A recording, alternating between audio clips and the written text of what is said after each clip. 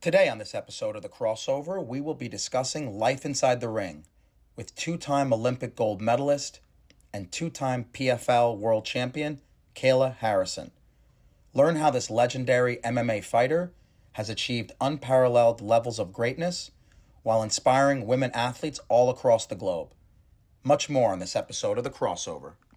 We have the pleasure of speaking with one of the baddest women on the planet, for sure. Kayla is a dominant MMA fighter who is also a two-time Olympic gold medalist in judo and two-time PFL world champion. Kayla made history in 2012 by winning USA's first Olympic gold medal in judo. Her accomplishments have landed her on the cover of Sports Illustrated, the New York Times, and USA Today, as well as in Time Magazine, on the Today Show, CNN, and MSNBC. Kayla has received the Women's Sports Foundation Courage Award, was named one of Glamour magazine's Women of the Year, and placed first on Boston Globe's magazine Athletes of the Year. Here today to discuss life inside the ring and how she's been so tremendously successful. So, Kayla, very excited to talk to you today. Thanks so much for joining us. Oh, thank you so much for having me. That was a little that was a great introduction. I was like, oh yeah, I did do that. Oh yeah. So it feels like a lifetime ago, most of that stuff. So I was like, oh yeah, that did happen. Yeah, and I had to decipher because you had so many accomplishments. I didn't want to take up the entire half an hour talking about your accomplishments. So that just kind of is the surface. That's just the tip of the iceberg, so to speak. But Well, so I we'll had jump a lot right of in. help to get that. How did you first get interested in combat sports? Yeah. So my mother, well, first I was a bit of a wild child, very rambunctious. Um, back then you would call me a tomboy, like running around like crazy.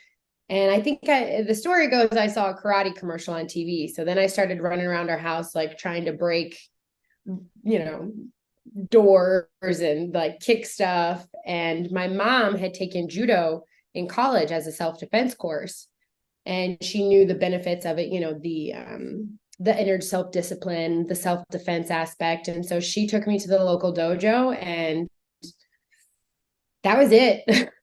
I mean, I was 6 years old and I was pretty much instantly hooked. Which is great to hear. You always want to have your kids find that passion early, and you clearly did. Mm-hmm. Fast forward to now when you're a world-class MMA fighter, and even back when you were doing judo back in the Olympics. I want to give people an idea of how regimented is your diet and nutrition. What is your discipline like? Yeah. Well, unfortunately for me, I would say that I didn't wisen up until I got older. When I was a young kid and I was actually an Olympic athlete, I cringe to tell people what my diet was back then because I was young. I was young and I felt immortal. I like could work out as hard as I wanted and drink Diet Coke and recover. And like, I did not take care of my vessel at all, like in any way, shape, or form. And I am suffering the consequences of that as a 33-year-old athlete. So now my diet, my nutrition, my recovery is much, much, much more dialed in. And it was a learning process. It's really, I think, very specific to me and my needs. But it's regimented. One of my favorite quotes about the Olympics that I really carry out into my personal life is that it's not every 4 years, it's every day. It's every decision you make. It's every time you open the fridge. It's every time you think about hitting the snooze button. It's every time you think about skipping a rep. It's every time you want to stay up late because your friends are going out. And like, these are all decisions that do affect the outcome and the result of where you want to get ultimately. I mean, that's so well said. I think that's applicable not only to Olympic athletes, but anyone who wants to be great at what they do for a living. I think it's Mm-hmm. all about discipline and those day-to-day Yeah. decisions that you think don't make a big difference. I think they add up. I mean, along those lines, what's your workout regimen like? Is it 3 days a week, 5 days a week, 7 days a week? Like, what exactly do you do on a weekly basis? Yeah. Um, again, another, not to be corny, but another one of my favorite quotes is, I won't always be motivated, but I can always be disciplined. So I train 6 days a week. Typically, as I've gotten older, it's, again, we're curving it. We're learning how to adapt things. But from the time I was 12 years old, from 12 until 32, really, so 20 years, I trained twice a day, 6 days a week.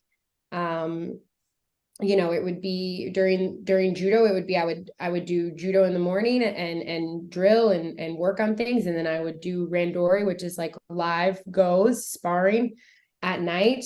I would also lift. So it was 2 to 3 workouts a day. I would lift 5 days a week.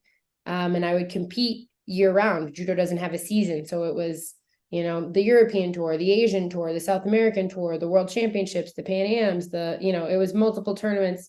And I was doing that and traveling the world. And then when I was at home, I was training 2 to 3 times a day, trying to get better. And when I transitioned to MMA, I was a white belt all over again. So a lot of it was like drill, get comfortable, learn how to take a punch. Like, these are things that you can't buy. Like, I can't just like instantly be good at throwing a hook. It's something that you have to rep out over and over and over again. So for the first 5 years of we're in the 5th year. So for the first 5 years of my MMA career, I trained twice a day, 6 days a week. I fought on average 4 times a year, which is very active for an MMA fighter. And after every fight, I would maybe take 5 days off, 7 days off, and then get right back into the gym. This is the first time really in my career that I have not been training twice. I train once a day right now. I don't have a fight booked. I had a lot of health stuff and just like chronic injuries and illness and burnout and things kind of pile up over the 20 years of doing 2-a-days and not learning how to properly take care of my body. So the last 6 months have really been big about resetting my body and getting back into like a great shape, mental, physical. I also suffered my first loss. So kind of figuring out the game plan and readjusting the sails. See, this is the stuff that people don't hear about, right? They see Kayla in bright lights, winning the gold medal, winning PFL. They don't see the blood, sweat, and tears that kind of go into it in the background. And I think that's awesome to have you detail it. How important has American Top Team been to your success? Oh my gosh, it's home. I have pretty much claimed the role of team captain. I kind of forced my way in, but now everyone just kind of accepts it. Like, okay, what's up, Cap? But for me, American Top Team is home. Like, when I decided to do MMA, I went and visited other gyms. I was sort of like Goldilocks. I went to a gym in New Jersey and it was good, but and then I went to a gym in Las Vegas, and then I came here to train just for a week. And I was living in Boston at the time. And at the time, Amanda Nunes was training here. She's the female GOAT, the best to ever do it for a female. And Mike Brown, Steve Mako, Anderson Franca, like all of these amazing coaches, Pahumpa, I mean, like everyone who's a part of the team was fantastic. The facilities were top notch. The unity, the training partners, the system that they had in place was also very that suited me and my style of training, where it's like, I don't like to just throw spaghetti at the wall. I want to go to the place where they've got it dialed in and figured out. And American Top Team has that, so, and the best coaches and MMA minds in the world. So I'm blessed. This episode is brought to you by Vitamin Water. Vitamin Water contains the optimal blend of electrolytes to fuel your day. So whether it's doing brain surgery or simply relaxing at the beach, Vitamin Water should be your source of hydration.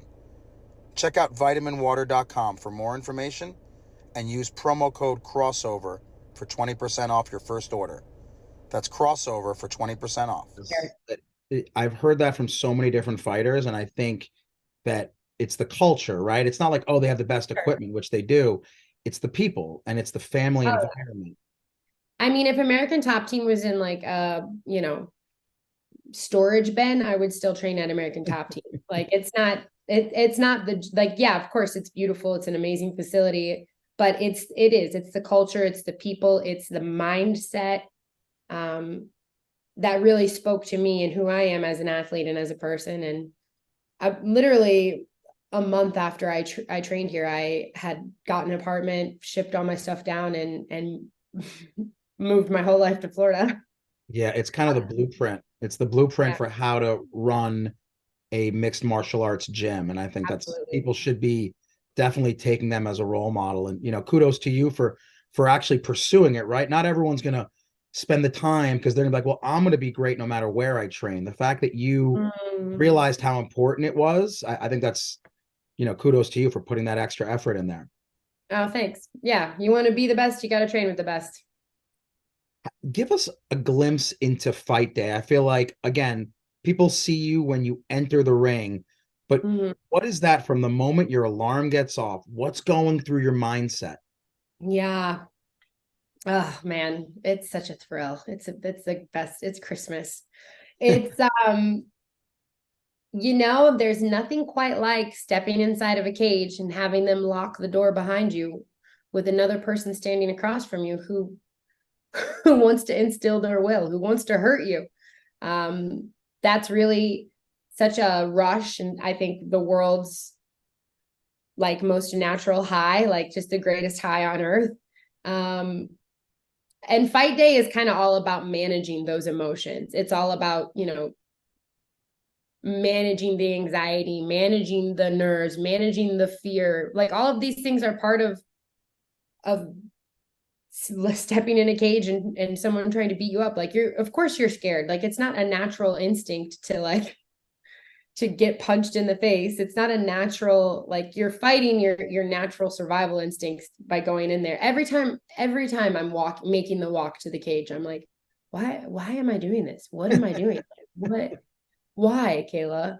But really it's about managing those emotions, staying calm. I have a very chill fight week. Like it's not we play card games and have Uno tournaments, and I do media, but it's like very relaxed. All of the work is done. It's just about enjoying it, like the work is done, the hay's in the barn, it's time to go out there and do what you love. So I do a lot of positive self-talk, and I have a mantra that I repeat to myself, and a lot of visualization leading up. And really I try to the best of my ability to keep the adrenaline under wraps until I'm in the cage. Like I don't want to have the adrenaline dump and then like too early, if that makes sense. Of Like course. if you wake up at 9 a.m. and you don't fight until 11 p.m. and you're like thinking about the fight and all jacked up at 10 a.m., like it's a long day. So I try and How do sleep you in. do that? How do I, you how do you keep yourself from getting, I mean, like you said, there's someone who's trying to beat you up. How do you keep chill and just let it loose when the fight starts? I mean, I sleep in as late as I can. I get as much rest as I can. I try to be very like go with the flow. Like when I was younger, it used to be like, oh my gosh, I forgot my lucky belt and I don't have this in my headphone. And like everything would just like take me out of my zone. And now it's like, oh, hey, does anybody have an extra set of headphones? I left mine at the hotel. Or it's very much like what a blessing, what a that I try to keep my mindset in that of gratitude. Like what a blessing it is that I get to go do what I love in front of the world and put it all on the line. And I have the body and the capability and the tool set and the coaching and the support. Like, gosh, what a beautiful life I live. um and then it's calm, cool, and collected. And when you step in the cage, this isn't personal, it's business. This is my day, this is my purpose. I'm not afraid to win. 15 hard minutes to win or 25 hard minutes to win. One round at a time, one minute at a time, one exchange at a time, one breath at a time. This is my day, this is my purpose. I'm not afraid to win. Kayla Harrison. world champion, Kayla Harrison, Olympic champion. And I just like keep myself in that zone. And then I stop thinking. It's hard to explain. You just stop thinking and you just go. That is awesome to hear. And I think it goes, I've heard so many times that mental fortitude is actually more important than physical fortitude in these MMA fights, because we're watching and we're like, oh, it's the strongest person. It's the one with the most endurance. And of course that plays a role. But what you're painting is a very different picture, because at that level, everyone is physically gifted. Correct. So who has the mental game is the one who wins. This is, in my opinion, the most underutilized and the most important aspect of sports, but especially MMA. It's such a young sport still, you know, comparatively speaking to the other major sports in the United States, that like mindset matters, mental toughness matters. You know, training when you have the flu matters. Like these things build that muscle so that when you get in the cage, you're going to find a way to instill your will. Yeah, it's so important. And there's so many different ways to build that, you know, like I said, through visualization, through positive thinking, through my mantra, you know, I set goals. I tough it out. I think really for me, like to get a little more personal, like last year I suffered my first loss. And I actually think a big piece of it was the opposite of lack of mental fortitude. I think it was like I had pushed through so much that I had like, there was nothing left. Like I got to the 5th round and I was like, you know, we're tied 2-2 going into the 5th. And I was like, you better find a fucking way. Excuse my language. That's all right. It's all good. And I had nothing left in the tank because I had already depleted, like I had spent it all, I guess. And that has never happened to me before in my life. You know, I've lost so many times in judo. Like it happens. Like this is a part of life. This is a part of sports. And for me, I had never, someone had never found another gear. You know, I had never been beaten because they wanted it more than me. And I was like, holy, you know, that was a big wake up call for me to stop and to check my body, check my mind, check my purpose, check my reason, and to realign and figure out, okay, what is it that Kayla really wants? Is this something that she wants? And the answer was yes. Like once I took a break and got still, the answer was yes, absolutely. I want to be the best in the world at what I do. And I love to fight. It is the thing that makes me go. So, all right, we have to figure out how to get back to that and how to find a road back to the top. Would you say that loss was the biggest obstacle you've ever faced professionally, and now you're on the comeback? Oh my gosh, no. So funny. No. I mean, no, I am no stranger to rock bottom. I've had to, not like in a poor me way, but I've definitely had to overcome quite a bit on my journey. I think for sure the hardest thing to overcome was really at the beginning. I was sexually abused by my first judo coach, from the ages of 8 to 16. So, you know, that, not to get too sciencey but like that trauma, that PTSD, that, you know, I was suicidal for a long time. So not even just like, we're not even talking career wise anymore. We're talking about like the will to live had left me for a long time. So overcoming that for sure was the hardest thing I've ever done, and the best thing. Like I would never wish that on my worst enemy, but it was the best thing to ever happen to me. And I'm in a place in my life where I can have gratitude for my journey because I know who I am. You know, like these things made me and shaped. Like this loss, first of all, it's nothing compared to the pain, like the loss of my childhood. Like this, you can't compare. Like, and number two is like, nothing will break me, like a loss isn't going to break me. Like this is the internal peace that I have from being at rock bottom and making the decision to stand back up.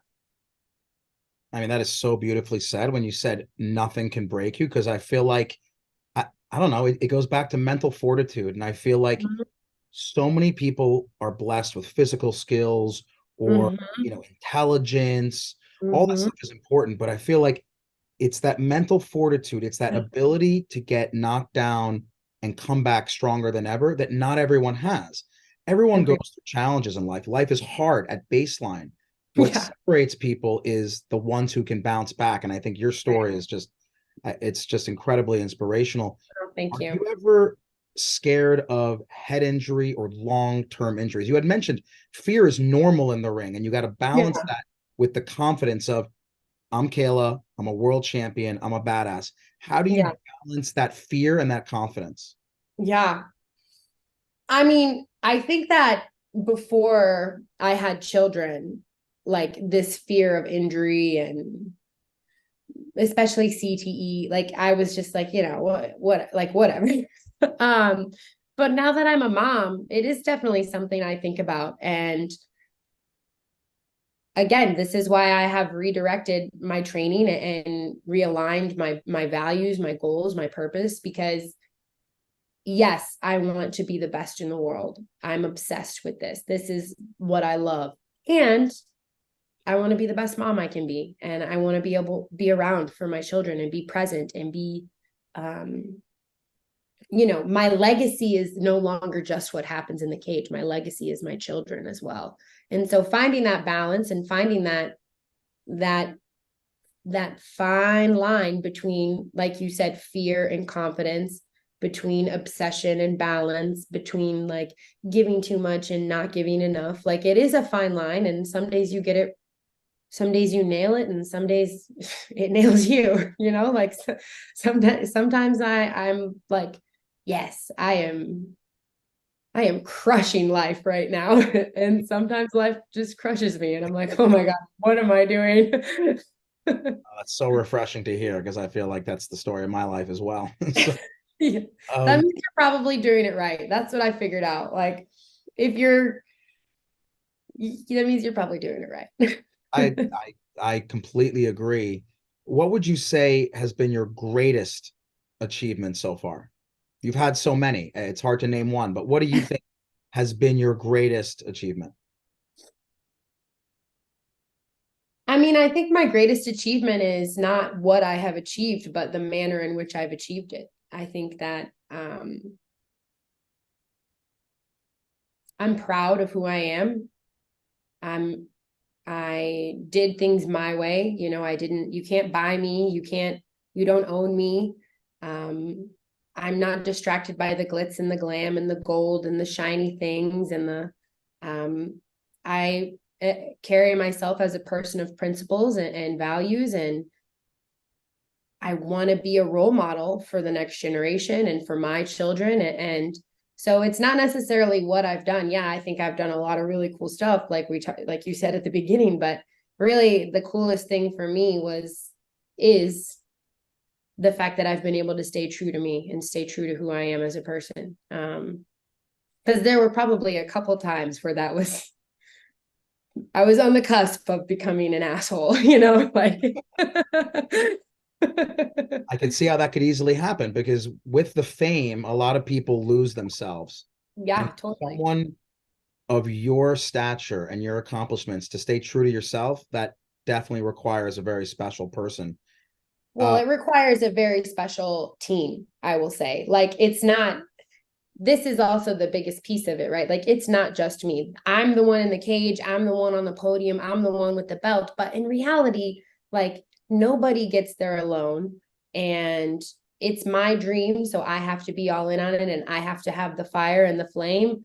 But there are so many people who've been a part of my journey who have who have at times saved me from, like, you know, like I said, becoming an asshole, jumping off the edge, like going too far, not being like keeping me on the straight and narrow, you know, believing in me when I didn't believe in myself. Like there are so many people who have been a part of this journey who got nothing out of it, like just good people. And so, yeah, I can say it does take a special person, but it takes a lot of special people. It takes a village to create what I think is something special. You know, I feel like hopefully that's what my legacy is like just this, you know, like collection of amazing people who have all collectively come together to make something awesome happen. And I'm blessed. I really am. I mean, it is about team, right? You're only as good as your weakest link. And I think you are an example of someone exceptional, but you've surrounded yourself with exceptional people, and that just elevates your game. If you could Absolutely. name one single attribute that's been the most important in your success, what would it be?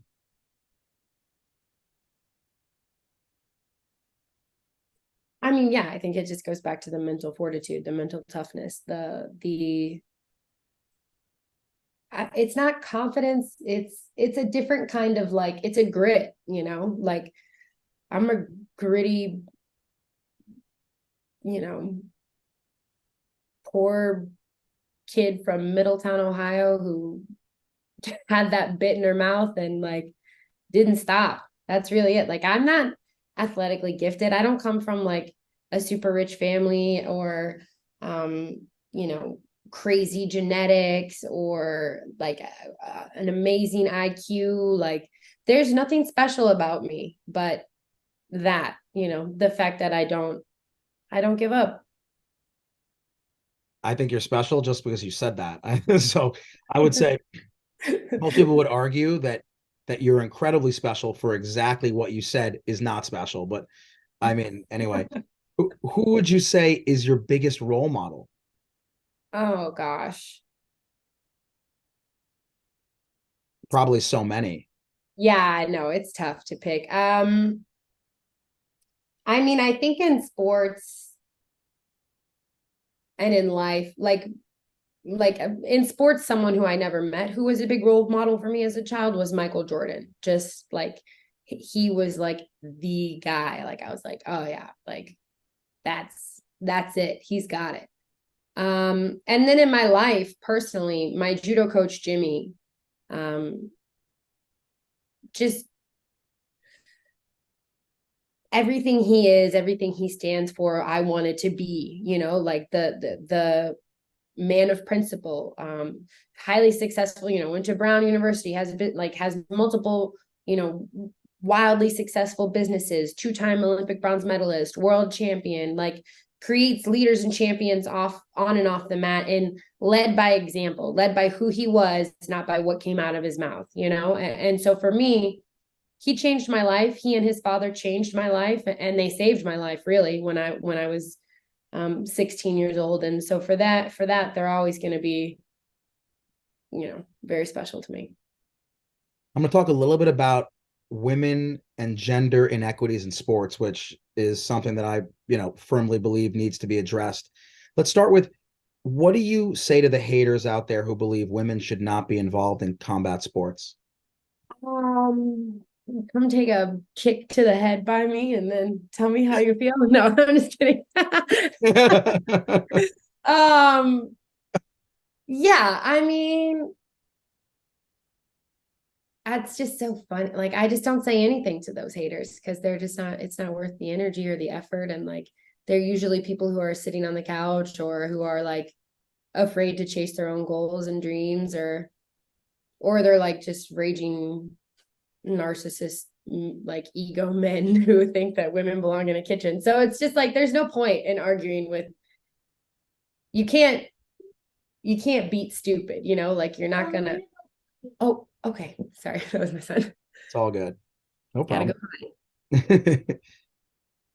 go. um yeah, you can't argue with stupid, so I just What let about overall gender inequities, right? So Mm-hmm. A, the exposure, the media, the marketing, everything from high school to college to professional sports. It's something that I think we're working on, but we have a long way to Yeah. go. How do you think we should best address those gender inequities that we have in sports? I mean, I think just by this, I think by having the conversation, sometimes uncomfortable conversations, I think by developing programs from you, like you said, from the grassroots up. You know, if you build it, they will come. There are a million little Kaylas out there who just okay, honey. Um, there are a million little Kayla Harrisons out there who just need the opportunity to compete, you know, like who will do a million things better and greater and bigger than I ever did. So we got to create that. We got to create that safe space for them to come and want to be a part of. What would you say? And I'm going to wrap it up here because I know your kids probably want No, it's okay. It's okay. to. He You've was thrilled I was doing this podcast because we don't have much TV. Like we usually do a family movie night once a week. And I said, hey, guess what? You get to watch a movie. I'm doing an interview. And he was like, yeah, like so he loves you. He's your biggest fan. Oh, that's awesome. That's awesome to hear. What's next for Kayla? I mean, you've dominated the Olympics, you're dominating MMA. What's your next challenge? Um, I mean, I'm not done in MMA for sure. I have 2 fights left on my current contract, and then we'll see what happens. I still have things that I want to accomplish in the sport. I know that the window is short for me. Um, so I'm excited. I'm ready to get in and make the most of it and enjoy the journey. I'm super grateful for even the opportunity to be where I'm at, doing what I love every day in sunny South Florida. Like what a gift. And after that, we'll see. You know, I do have a couple things up my sleeve. I have a couple things planned. My foundation is a big component of, I think, post-fight career. The Fearless Foundation. My children, obviously, like being the best mom I can be, being the cycle breaker for our family and hopefully changing their lives as much as they've changed mine. And we'll see. I got a couple other ideas, but you know, for now the focus is fighting. It's my love, it's my passion, and I can't wait to get back in the cage again. Final question. What advice would you give all the little Kaylas out there that are 5 years old, 10 years old, that are like, I want to be just like her? Ugh.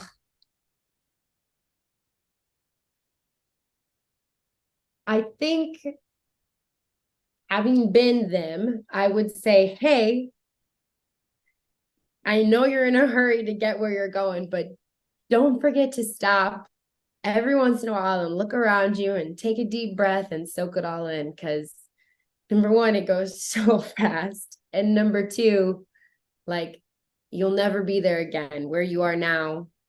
You'll never be there again. Like enjoy this moment, enjoy this journey, enjoy this ride, this the ups, the downs, the highs, the lows, the like the ebb and flow of life. Like enjoy it, really accept it, embrace it, and I'll see you at the top. God, Kayla, I could talk to you all day. I know you're super busy. You got to go back to No, your these are family. great questions. It's a fantastic interview, and thank you so much for having me.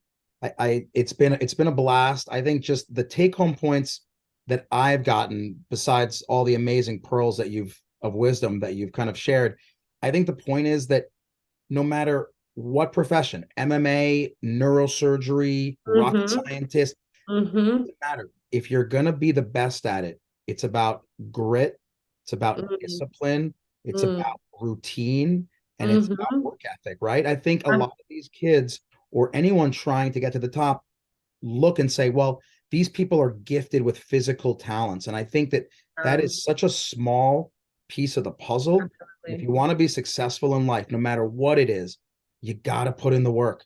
You got to Gotta sacrifice. put in the work. You gotta sacrifice. You gotta do the shit that other people aren't willing to do that will separate you from the pack.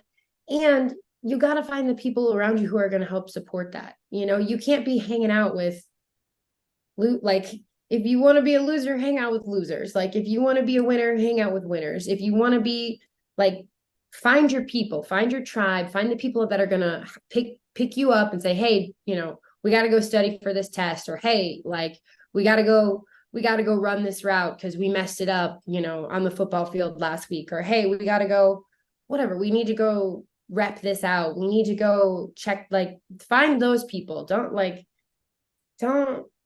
find those people who are complacent to just like exist in the world. Find those people who have found their passion, that's your passion, and like push each other. That's the other beautiful thing about, like, I think getting older, and like there's plenty of abundance in this world for all of us. Like there's plenty of room for us to be successful. In my sport, it's hard where it's like, oh, you have to fight. But like I train with all kinds of girls that I could potentially fight. And it's not like I want to get better and they want to get better, so that when we do step in the cage and fight each other someday, like we're bringing our best possible versions, that's it. Be the best possible version of you. Wake up every day with the goal of being the best possible version of you, and fucking get after it. I'm ready to get in the ring. I've never trained, but after Let's this interview, go. I'll meet you at ATT. Let's do All it. right. We're running tomorrow at 8:30. I'll see you there. Oh, Yeah, no, for sure. You should come to the gym sometime. You gotta. Listen, I will definitely take you up on that offer. I 100%. I would love to see what ATT is all about. Yeah, come on a sparring day. Those are the best ones. Right, just go easy on me, okay? Maybe just not so many kicks to the head. No promises. Once the cage rippers. Awesome, Kayla. Thanks so much. All right, have an awesome day. Thank you for your time. Yeah, thank you so much. It's my pleasure, really. Take care. Be well.